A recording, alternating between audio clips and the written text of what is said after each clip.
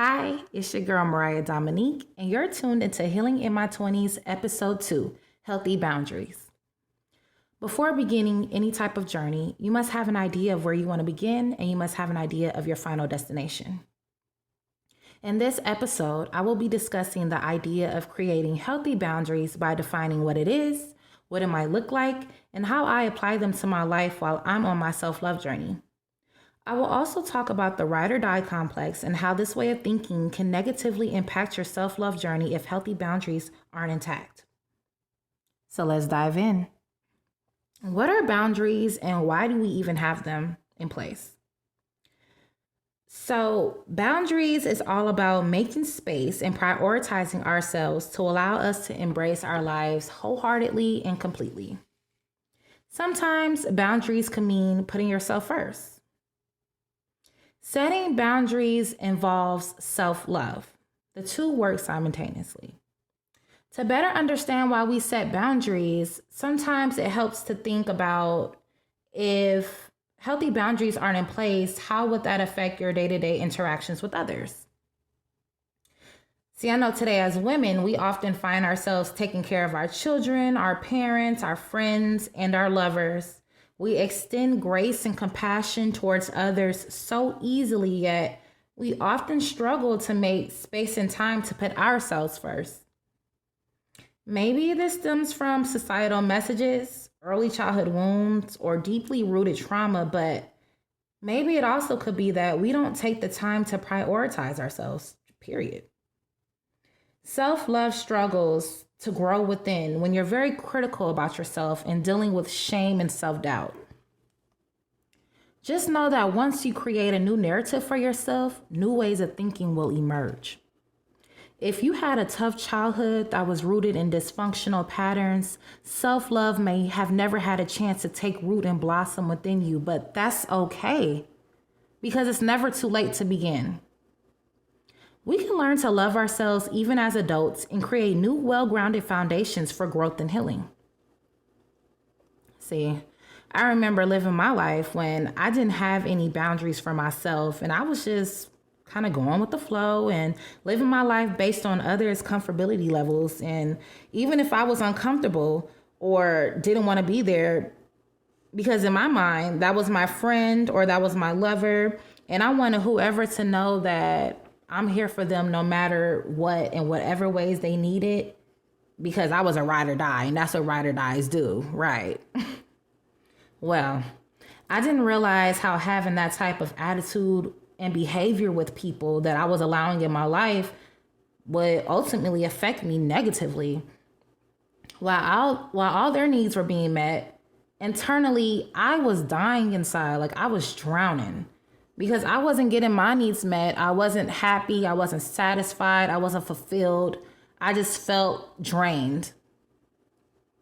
I started to feel like I always had to people please no matter how I was feeling or how uncomfortable I was, because in my mind, eventually I would receive that same energy that I was exuding. But of course, it never goes like that, right?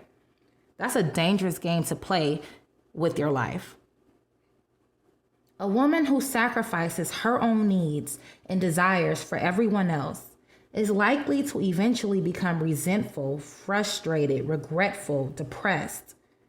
At first, it might look like giving and nurturing, but over time, she loses her sense of self and becomes exhausted, bitter, unfulfilled. It might look like getting caught in an endless chase for emotionally unavailable or inappropriate partners in the wasted attempt to feel special or wanted. It may even look like staying in a karmic relationship and repeating cycles you were supposed to break free from. Self-love must involve creating healthy boundaries for yourself so you can have healthier relationships with your loved ones, more energy for living your life to the fullest, more love to share with others, and no longer dependent on external measures of success. Setting these 3 boundaries for myself have helped me during my journey. My first boundary I have pertains to my time. See, my time is valuable, and I don't put myself in situations where my time will be wasted or not appreciated. I dedicate most of my time to perfecting talents, crafts, self-care, and my creative ventures like my businesses. Freeing up space and time to nurture yourself and practice self-care allows for a renewal of energy and an endless supply of fuel that comes from within. And if you're a parent like me, sometimes you can't just step away and have time to yourself, So incorporate your children.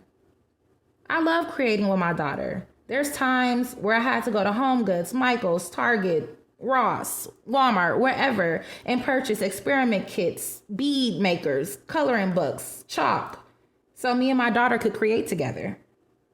Learning to self-love allows us to have healthier dynamics in all of our relationships. We are the creators of our own happiness, and that begins with what you nourish and put your time into. The second boundary I have pertains to my physical being. Running around trying to be worthy and pleasing everybody is exhausting as hell.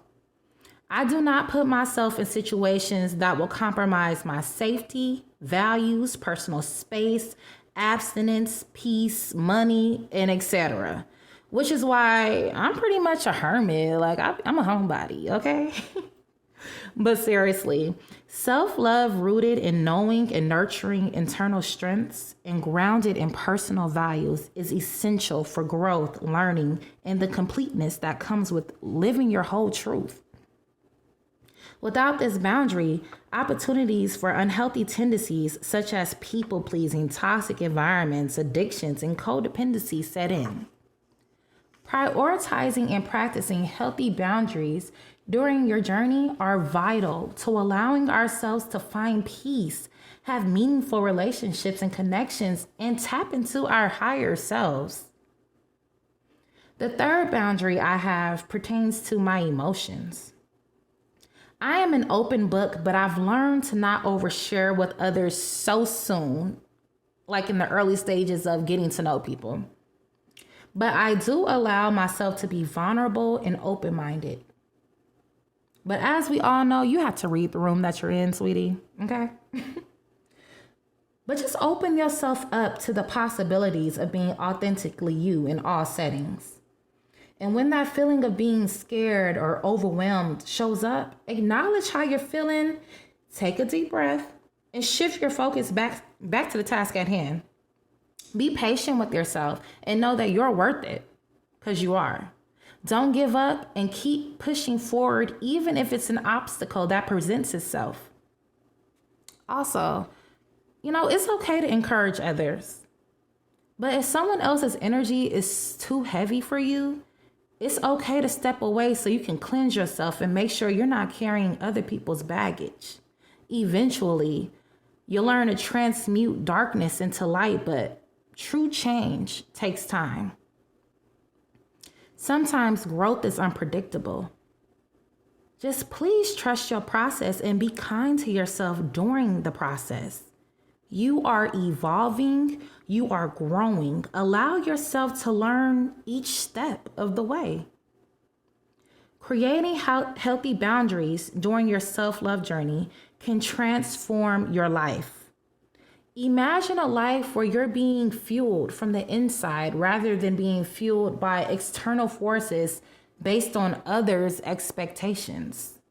This energy will propel you into becoming your higher self.